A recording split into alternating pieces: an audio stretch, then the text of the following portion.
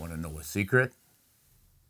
Ballistics coefficient and muzzle velocity determine trajectory. Caliber doesn't matter. Magnum doesn't matter. It's all the same if the BC and the MV are the same.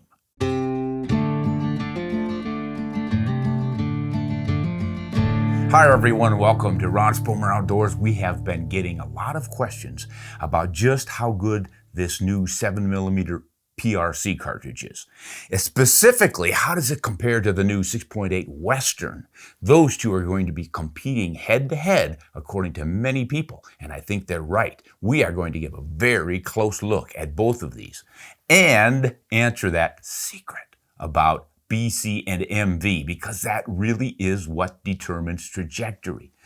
You can have a 22 caliber versus a 40 caliber. As long as the BC and the MV are the same, those bullets will fly exactly the same. Same drop, same drift. The big one, of course, will have more energy. Now, let's just find out how these two stack up. Obviously, people have been excited about the 6.8 Western because it's sort of the newest and the only 270 that is sort of engineered for the modern high BC far shooting bullets. And that seems to be the trend with everything. And that's where Hornady has been so successful with their 6.5 PRC, the 300 PRC, way back when the 6.5 Creedmoor kind of started it all. That's the new trend, and I think all these ammo companies are going to have to keep up. This doesn't mean that the old 7s or the 6.5s or even the 270s aren't any good. Obviously, they've been great cartridges for decades, and they're continuing to be that way. But just as we evolved from black powder and fairly blunt bullets at the turn of the century, the 20th century, not the 21st. Now we're evolving from the standard bullets of the 20th century and going into the 21st with these long, sleek, efficient bullets. And that's really all it is. They're just efficient. And that's what makes this one, the 7mm PRC, so intriguing. It capitalizes on the most efficient of the efficient, because of the extremely high BC bullets you can get in this 7mm without making them so heavy that you're going to get brutal recoil.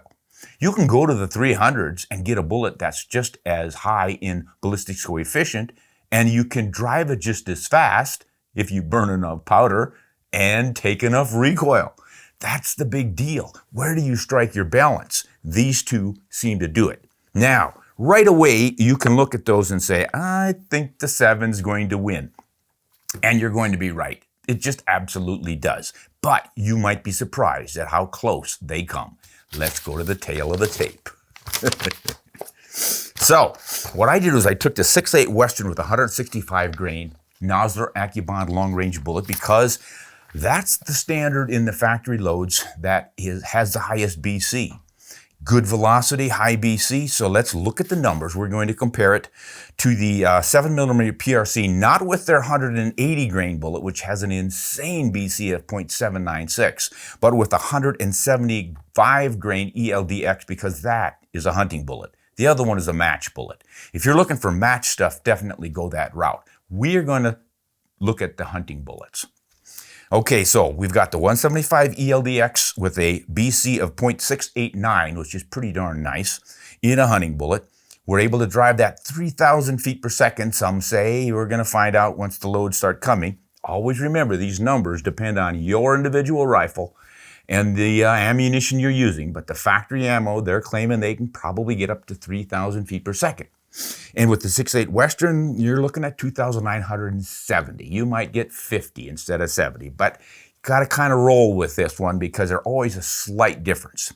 The numbers are going to come out in the favor of one or the other every time.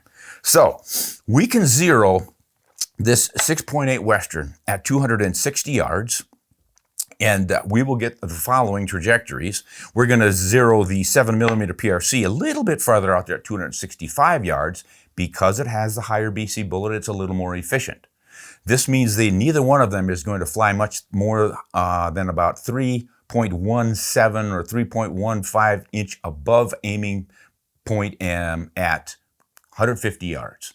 So you can figure from the muzzle out to 250 yards, dead on hold, 300 yards, here's what's going to happen. Your bullet is going to drop 2.7 inches with the 6.8 Western, 2.2 inches, half-inch difference.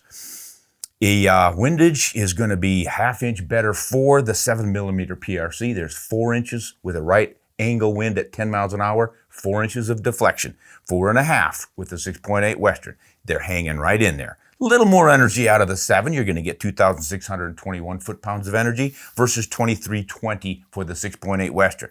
Now let's go to 500 yards. That's about 100 yards farther than a lot of traditional hunters like to shoot.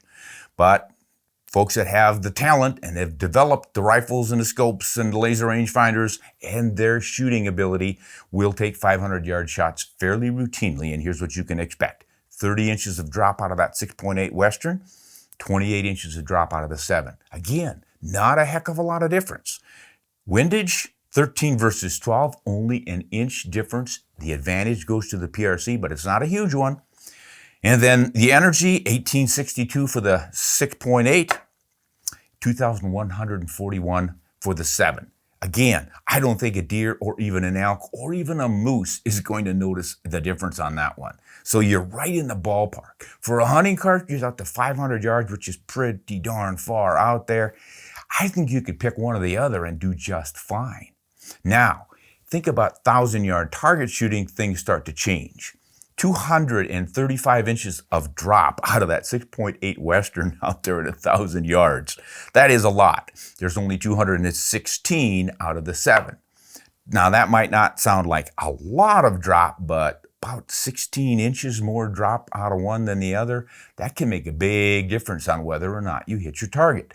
Of course, you can memorize your trajectory tables, have it all set up to dial your scope, and compensate for that drop, but not the windage. You just can never predict exactly how that wind is going to be blowing your bullets. So there's where we want to take a hard look at the numbers. 61 inches of deflection with 6.8, 53 with the 7. That can make the difference between winning and losing a target competition. And then energy, who cares for targets, but it's 1,000 versus 1,238. So those are awfully close. Now, some of you will say, well, it's not fair to use 165 grain in the 6.8 and the heavier bullet in the 7. Why don't we go heavier? The 6.5 Western does come with a 170 grain load from Winchester. And I believe that is an AccuBond bullet. But it does not have real high BC compared to their AccuBond long-range bullet, which is the 165. But there is a really long high BC bullet out there. You're going to have to hand load to get it for now. I don't know, maybe Berger is loading it in the 6.8 Western. Maybe someday they will if they're not now. But if you reload, you can do it. Hey everyone, I've got to thank our Patreons. 3 of our patrons on Patreon suggested this topic, and we always respond to our Patreons. And we will answer their questions. We provide a newsletter with some behind-the-scenes information, and they get early access to our videos. Just check it out. If you'd like to join us on Patreon, we'd love to have you. So, the BC on that bullet is 0.676. Now we're getting awfully close to the 7. You can drive at 2,920 feet per second, according to some sources, so let's just go with that. Zero that at 257 yards and look at your numbers. You're dropping 2.9 inches at 300 yards, deflecting 4.2. Now we're only 0.2 of an inch more deflection than the 7. Pretty nice. The energy's up there at 2,391 foot-pounds, just a little bit more than that 165 grain load, but that will increase as we go down range. Now at 500 yards, we're dropping 30 inches. That's only 2 inches more than that 7mm load. And the deflection in the wind is almost identical at 12. There's a 0.2 or 3 in there somewhere, but I rounded it off. And the energy is 1,939. That is not too far off the 2141 out of the 7. So again, with that bullet, and that is an EOL, Extreme Outer Limits Elite Hunter bullet. So that bullet is set up for hunting. You're running neck and neck. And at 1,000 yards, you got a little more drop out of it, 234 inches versus 216 out of the 7. And the deflection on the wind, 3 inches more. So it's really not that far off. But you have to hand it to the 7. It is winning in all categories. minimally, but still, there it is. Ballistics are ballistics. So this is what you want to consider. You've got a short action in the 6.8 and 30-06 length action in the 7. That might make a difference for some folks. Recoil, look at those recoil numbers in 26 foot-pounds on the 6.8 Western with an 8-pound rifle, and that is with the 165 grain load. Step up to the 170 grain load, and you only pick up another foot-pound, 27. The 7 PRC has 30 foot-pounds of energy, roughly. Depends on how much powder, what kind. Yet powder weight always counts in these numbers. And if they're using a powder that doesn't require as much weight, you're going to get a little less recoil, but pretty much the same stuff right there. I don't really think anyone's going to notice the difference between 26 foot-pounds and 30. So I don't think there's a huge advantage one over the other on that one. So I don't know, guys. I just can tell you this. The 7mm is the sweet spot. As I said, you can go to the 30s or the 338s, up the scale as far as you want, and you can get higher BCs, but oh my goodness, you're getting heavier and heavier bullets. In the 30s, you've got to get up around 212, probably even 220 with a really long, sleek, high BC bullet to match up with the 180 grain target bullet they're going to be loading on this 7 PRC. So that's going to require a lot more powder, and there's going to be more recoil. Heavier bullet, more powder, more recoil. And then the other point for hunting, of course, is what is sufficient to take game in North America, or most of Africa, the rest of the world for that matter. You can think of sheep in Asia, long-range shooting for sheep. 7s are pretty darn popular. I think it'll function just more than well enough. I mean, for years and years, one of the most popular elk loads was the 300 Win Mag shooting a 180 grain bullet. Well, the 7 PRC is shooting a 180 grain bullet, or a 175, and it has a higher BC than the 180 grain bullet in the 300 Win Mag, so it's going to actually carry more energy to the target, and the weight's going to be almost the same or exactly the same. I mean, why not? The narrower bullet always has the higher BC, so if you can keep your velocities equal and then get a little bit better BC in your bullet, the efficiency, the aerodynamic efficiency of that bullet is what helps the 7mm win. So, make up your own mind on this, guys. Now, I'll throw one more little idea in here, and that is a lighter bullet. We don't have to all be shooting the heaviest bullets in these. Just because they're making those for that extreme range shooting and that efficiency does not mean that you have to use it in your shooting, especially not in your hunting. So let's consider what happens with a lighter bullet. With the 6.8 Western, we're going to go with 150 grain Accubon long range, BC .591. In the 7, we'll go with 150 grain Accubon long range, BC .546. Notice the advantage is now going to the 6.8 on the BCs. What about our velocities? We're able to push the 6.8 3,100 feet per second and 3,280 feet per second. So we got more velocity here. One wins in the BC, one wins in the velocity. Who's going to win downrange? Oh boy, here's where the number crunching comes in. At 300 yards, 1.8 inches of drop versus 1 inch of drop for the 7. So the 7 wins by almost an inch on the drop. 4.5 inches of wind deflection out of the 6.8, 4.6 out of the 7, almost a dead tie. 2,292 foot-pounds of energy out of the 6.8, 25.10 out of the 7. Now we're out at 500 yards. 7 wins again. 3.5 inches less drop. 23 inches versus 26.6. The windage, 13, same. Pretty interesting.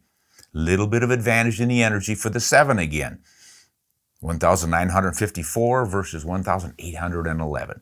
Bingo. Now, that crazy 1,000-yard distance, you're dropping 218 inches with the 6.8. You're dropping 200 inches, so you got an 18-inch advantage with the 7mm. Once again, it's winning.